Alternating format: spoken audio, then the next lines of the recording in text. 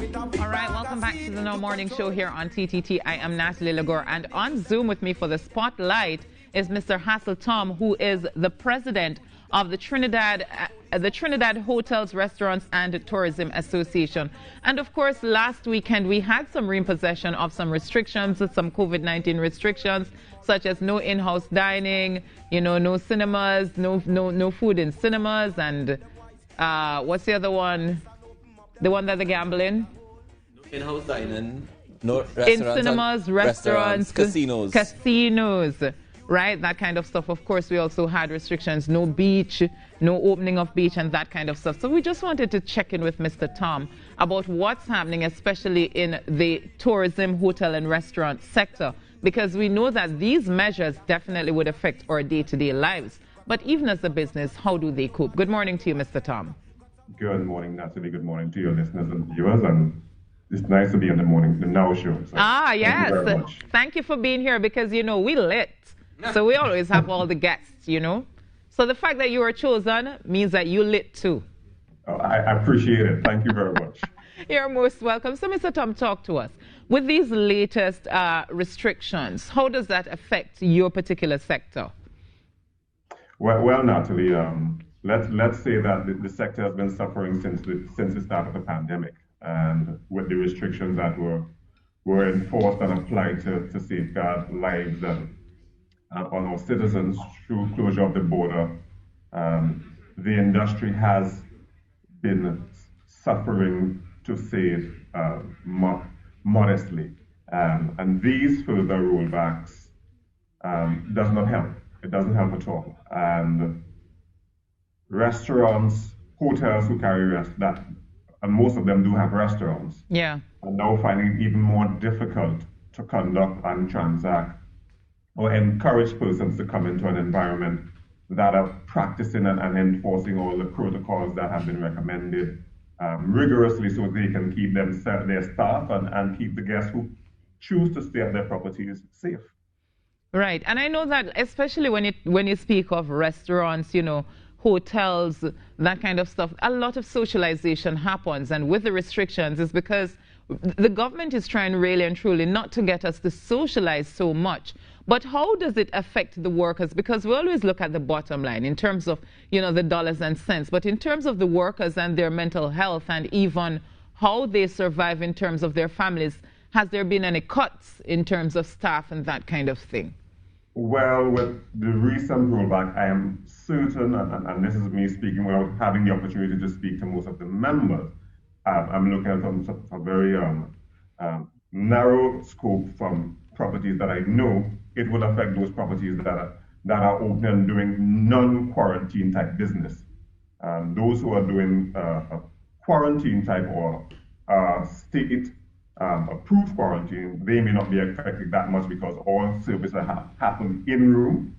However, those that are open to the public and who must more than ever enforce those protocols are going to suffer tremendously, and their staff is going to suffer because we are going on to just past month 12 and a half, and the private sector is going to find it very, very difficult to continue to bear the burden when there is further shortcoming or further impediments to generate any revenue, which is, I can say this with a moderate level of confidence, is very, very close to not being sustainable for most, if not all. Is this an opportunity, though, for some of these businesses to change their business model? Because the reality is, it's not just the private sector that's going through it. The entire country is going through the restrictions, whether you're a customer, business owner, just an individual, is that you too, we have to pivot as well. So isn't this an opportunity to look at how else they can do business?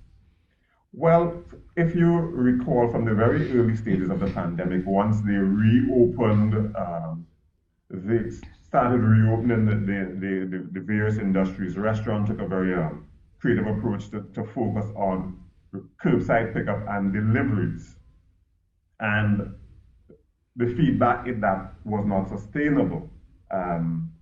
it's no different now. We're actually in a harder position. And while the entire country has to function under the restrictions, note that not only here but globally, tourism has taken one of the hardest hits from the pandemic because of the closures of borders.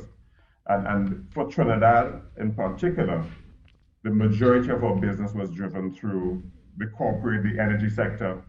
And that, with the closure of the border, has created a serious, serious challenge in being able to generate those US dollars, which is, and I remind that tourism outside of the energy sector is the largest generator of US dollars. And as you are aware, you usually hear on a regular basis the challenge for access to US dollars where banks are restricting spendings, etc. So the longer the borders stay closed for very good reasons, the harder it's going to get for the industry because our local market, as much as we would want to think so, cannot sustain the number of hotels that we have on the island. Now, Mr. Tom, I know that businesses have ideas about how this pandemic can be managed while keeping economic activity going. What are the thought processes coming out of your sector with regards to handling the pandemic? Instead of, closing down stuff, not allowing businesses to open, what suggestions do you all have? Enforcement. Enforcement is one that we think that can happen a little bit more. And we have to look at how we approach it, not with a broad brush approach, but we look at the specific industries. And let's say we look at restaurants that are located within hotels. Hotels, if you've been to one in the recent past, you would notice that from the time you get to the property, you have to start following the protocols, or you just would not be able to stay. You look at how you get from the hotel entrance to a restaurant, and everyone understands the need to ensure that the protocols are being enforced, that the protocols are in place. Most properties, if not all, would have done the necessary re-augmentation of their companies or layout to ensure that they are COVID ready. And we understand the danger of a second and third wave. We may be looking at a third wave in the country as we're now at a rolling average of 77, which is scary.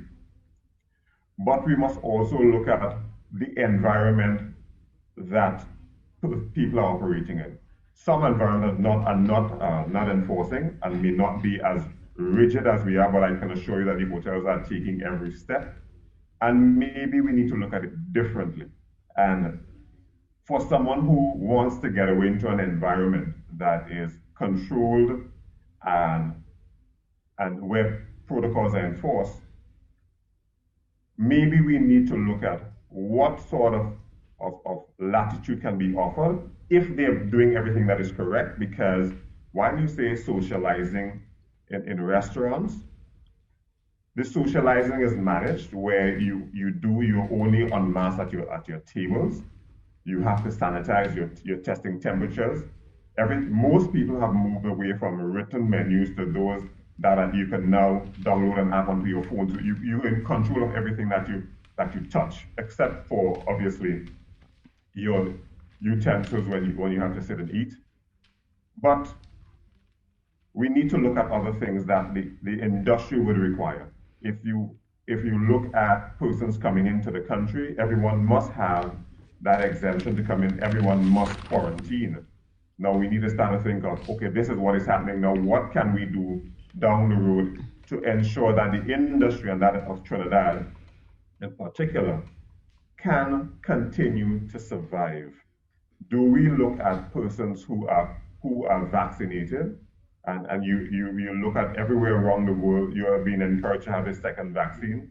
Yes, Trinidad and Tobago, like most other Caribbean nations, may not have access, or at this time have that available access to the number of vaccines that they want. But we are not unique in that situation either.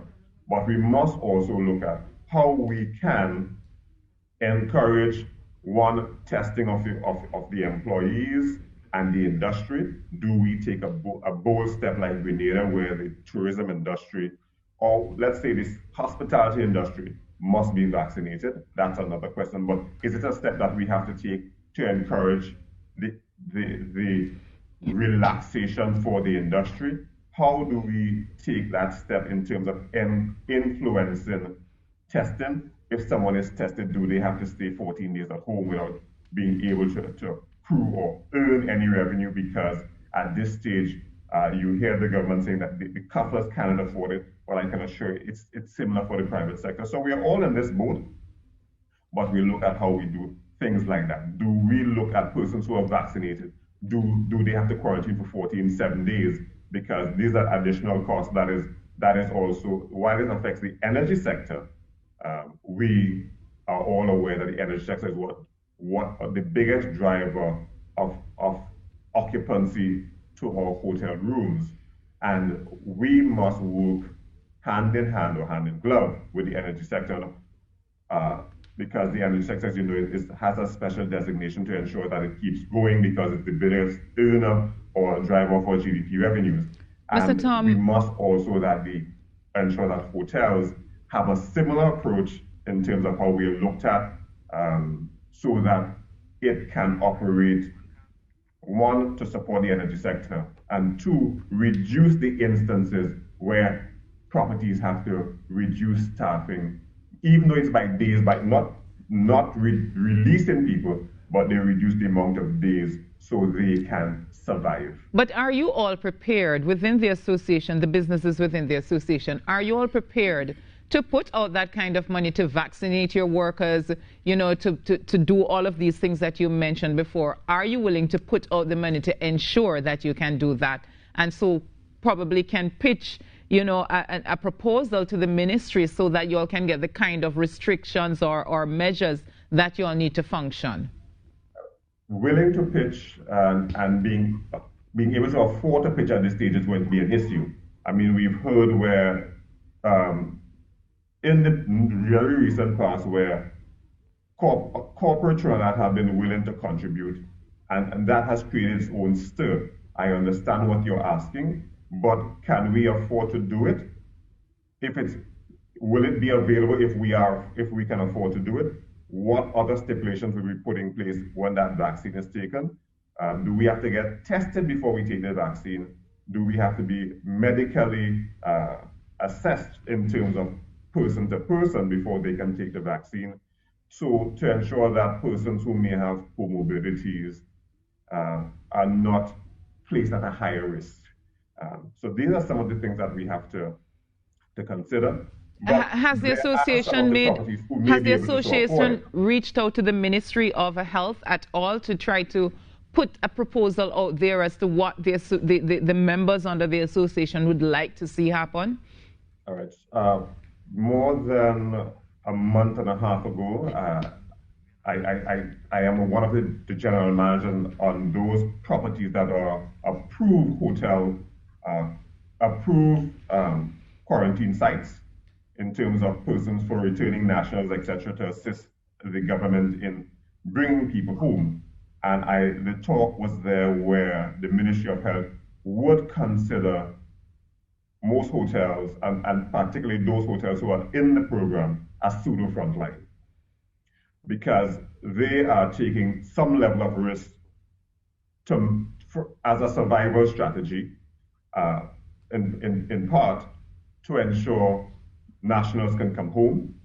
Yes, there is some level of revenue. However, when you look at from a hotel standpoint, you look at your ADR and it's nowhere where you want to be, but you have to do it as a method of survival.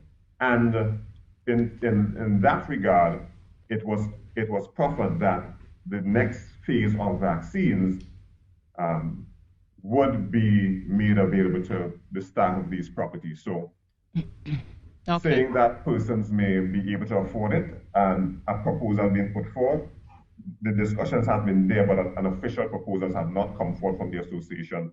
As a membership association and a non-profit association or company, it is saying its most difficult time in the life of a 50 plus year old organization. Right, Mr. Tom, we are out of time, but just one question. A parent reached out to me yesterday asking, if I could just ask you, how do they, as students of TTHD, even though it's closed, how do they get their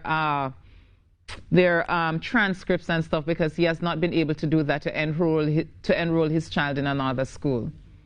Naturally, I will have to reach out to you to get the exact information. The TTHD, as you know, was announced closed very early in August. All right. And they would have reached out to all students and past students publicly, and to those who were in the cohorts and academia about a timeline of reaching out to the TTHD, because it announced its closure. Closure is not indefinite. It's still going through that process. And I will have to get some information on how they reach out. Yes, please, because up to yesterday, just like that, I got that call from a parent who wanted to know how his child can get his transcript so that he can move on. But we are out of time. Mr. Thom, thank you so much for speaking with us this morning.